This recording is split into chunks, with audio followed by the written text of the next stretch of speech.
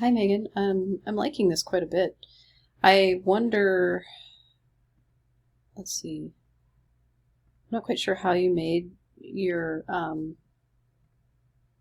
shapes, but I think it looks pretty good. You could put a stroke on this, just like a black stroke, just to make it a little bit thicker.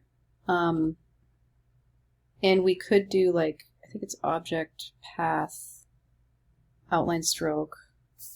And then if we look, we can use the shape builder tool to just kind of bring all of this together into one clean shape. So if you add the stroke and then go to object, path, outline, stroke, and then go with the shape builder tool and just join everything together so you have nice clean shapes. That's one way of thickening up these lines, because I think they need to be a little thicker just for logo purposes.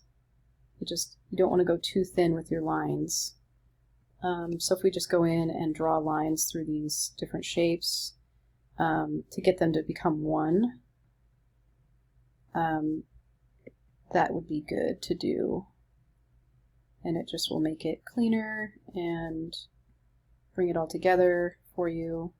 You can use the smooth tool as well to smooth out some of these lines if they're a little too jagged in certain areas. Well, for the most part, it looks pretty good. The smooth tool is underneath the shaper tool.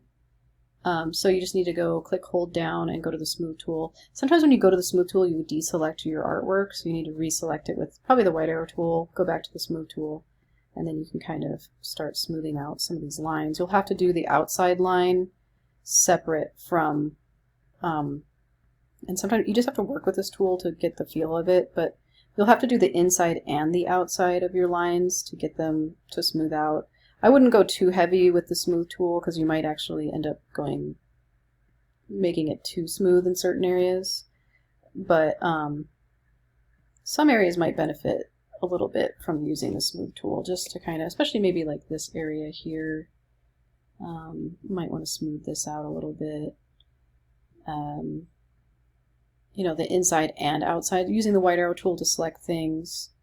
You can use the white arrow tool to like grab some of these handles and move them around, and this is the anchor point. Each anchor point has a set of handles on either side of it, and you can move those around. This is a little bit of an issue here. It's not a huge deal, but you can actually use the delete anchor point underneath the pen tool. You have to hold the pen tool down, and you can delete this anchor point, and then maybe use the white arrow tool to change. Actually, that's not working there. Shift click on one of these to open it up so you can move it. And maybe just use the smooth tool here to kind of smooth this out. That might be something to work on. It doesn't need a ton of work. Just a little bit of smoothing on some of this will do. Just to make it a little bit more fluid. Maybe on the tail a little bit. You might have to use the delete anchor point in some of these areas where there's some jagged edges here, like this anchor point here could come off, and probably this one and this one.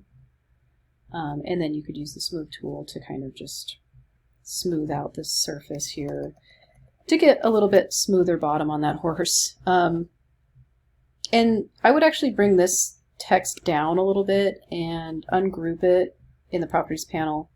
Make sure you're in Window, Workspace, Essentials Classic, and grab this equine text, just click and drag over it, and maybe move it underneath, and then just push Shift on your keyboard and make it larger. I would suggest maybe going with a different font pair too. I'm not really thinking that this is a great font pair. Especially with this equine text, I would delete that maybe and try something different. Maybe all uppercase, not myriad because that's always used, but maybe something really angular and bold to kind of offset your scripty font that you have here. I'm using the free transform tool.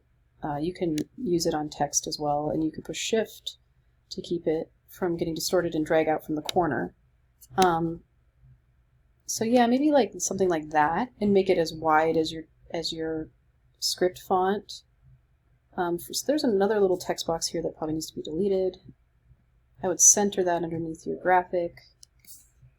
Maybe something a little bit more like this, and maybe even this could be even bigger, honestly. Oops, need to get it all selected at the same time. Maybe something like that. And you could even put your equines inside of a shape, like a rounded rectangle, which can be found under the rectangle tool. If you just click and hold that down, you can get to the rounded rectangle. We can go to the properties panel and go to arrange, send to back. And let's click and drag over this whole thing with our black arrow tool, or push shift on your keyboard and then click on the rectangle to just get the equine selected, and go to fill and go to white. And let's try a reverse. You know, this might be something to try. I'm not totally sure if I love it. But, you know, you'll have to decide what you prefer.